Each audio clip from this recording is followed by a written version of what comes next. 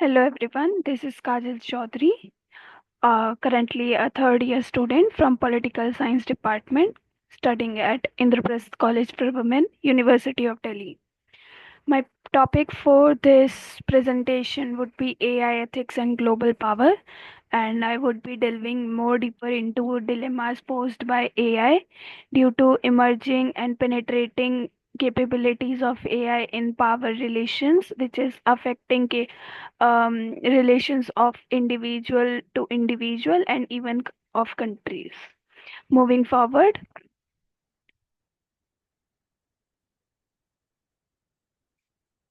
looking towards what's AI, your task for this presentation, whole presentation, would be to read what is highlighted in pink already.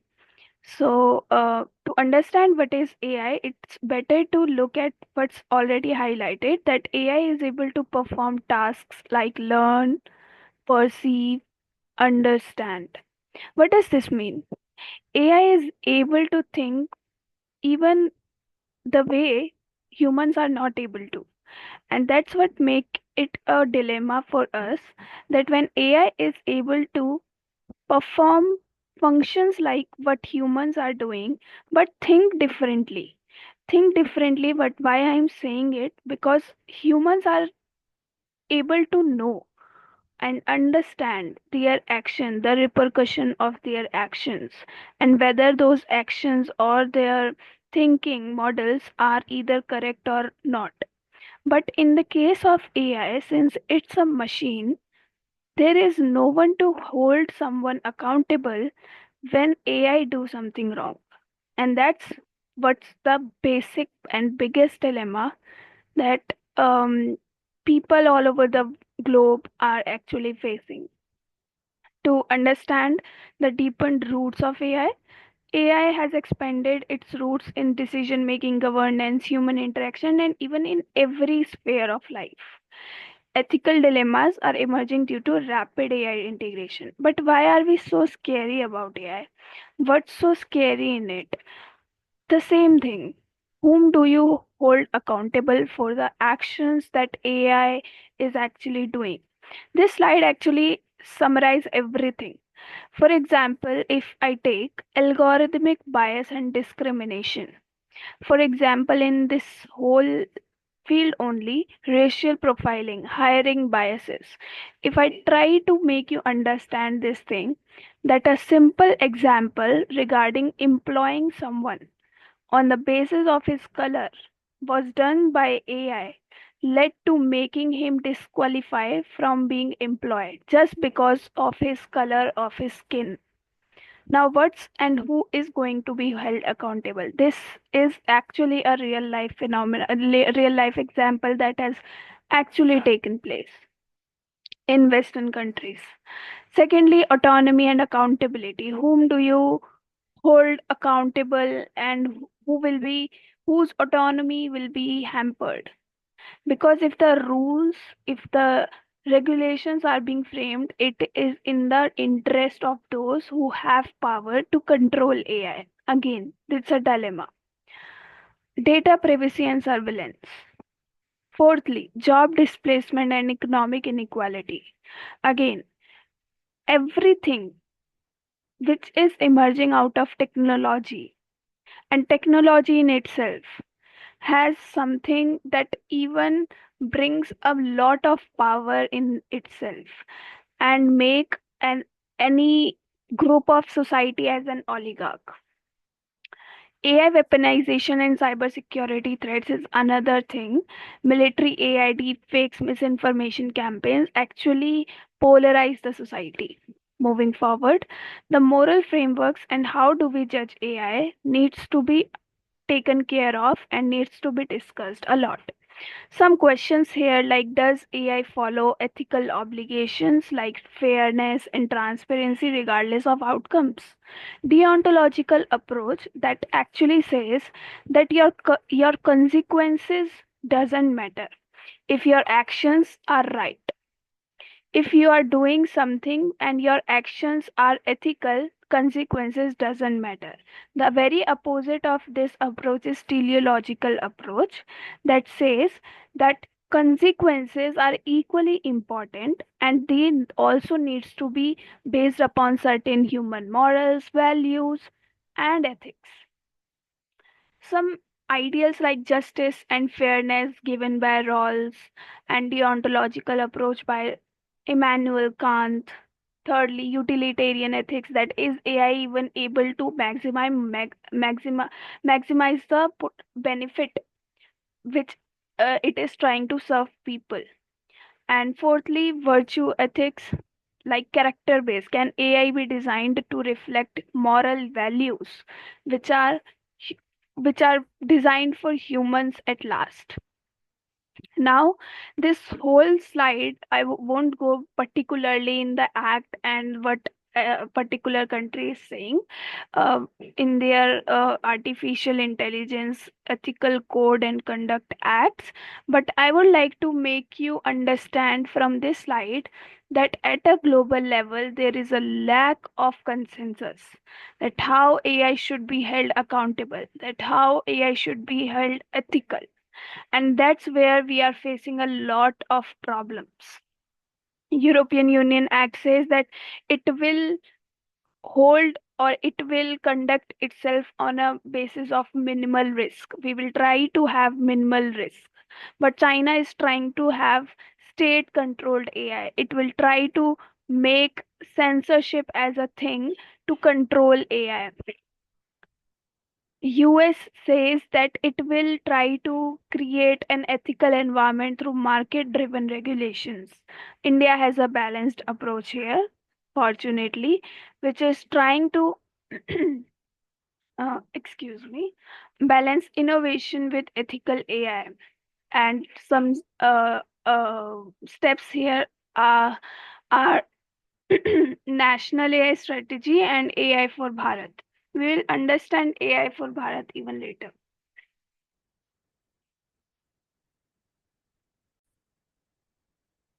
Excuse me. Yeah. Moving forward, here will be some basic case studies. These are, as I said, not really basic, but these are some real life case studies which are having real world implications. So, first one is AI in elections and deepfake manipulation. What does this mean? That AI is so much penetrating into the society, which is leading to misinformation, political bias, electoral integrity hampering. These are some of the proofs that how it is actually penetrating so much into the society. Even at the time of Lok Sabha 2024 general elections, AI was so much into use in the use by political parties, bashing political leaders just to pose that they are great and they have done something extraordinary. And this to stop this, election commission has to enter into the saga and stop this by arguing by urging parties to disclose that whatever content you are posing or posting on the social media must be tagged with a logo called AI generated content. The third news here is very much problematic here because Microsoft has revealed that how China was planning to disrupt Indian elections. So it is not domestically, it the warfare or the arms race, particularly we will say, has been so much into the scene that countries are trying to take over the domestic affairs into their hands just by the way of their AI usage. Now, next one would be AI and linguistic bias. This is very important to understand that Western centric AI models may be functioning on English, French, rarely French, I would say. English is more appropriate here. So Western centric models are actually sidelining the very identity of the marginalized sections, and to protect that, Africa has taken an initiative called Masakhane, that is We Build Together, and AI for Bharat, which is also a similar initiative to protect their indigenous languages. Now, concern here rises that why are we even trying to protect them? Just for this, and the answer would be just to protect their very identity. We cannot really just sideline them and dominate over them, as it is a colonial mindset. Now, second news is Western bias in AI. Why global perspective are missing? These are some of the um, very interesting articles that you must read to come out of the bubble, that how AI is actually helping. Moving further, next would be AI in neuroscience and mental privacy. This is my personal favorite case study, to understand that how whatever we are thinking is actually is a threat to ourselves only. Even if I think something maybe about a brand, and that particular thing tried, when I scroll my Instagram, it actually showed up there. When I talked to my friend, and similar thing actually showed up in my feed. This is very problematic, and that's where the very individualistic approach, that how we can stop this, comes in. The neuroscience is the study of understanding and studying how human psychology is working and how human is thinking, to put it simply. Ethical concerns in AI driven brain computer interfaces. It is very important here to understand that neuromarketing is an approach which has been employed by several corporate countries to ensure that their profit margin increases at a very good pace. And this is how our very mental privacy actually get hampered in this space. And to just for the sake of your fortunate feeling, I would like to say that Chile has become the first country to pass neuro right law, and it has recognized to protect the neuro rights of its people. Now India is also in the very space where this neuro right are being hampered similarly, either by government or by any other foreign country, primarily Chinese, because our most of the data is being leaked or being sold by several corporate companies. Won't name them, but yeah, it is actually happening in the back end, and they are unfortunately being paid for this. Now, the next one way would be the way forward, how it could be tackled. Again, a transparent, fairness, accountable system. Such a system will help us to understand and make it a user friendly environment where a person will feel equally safe to express whatever they have in their minds, and that will be possible only through ethical policy making, human centered AI, and digital right protection. Also, to put it here, India is in dire need to have its own AI model, because China having its DeepSeek and of Liang Fang and Lian Wangfeng and Chat GPT.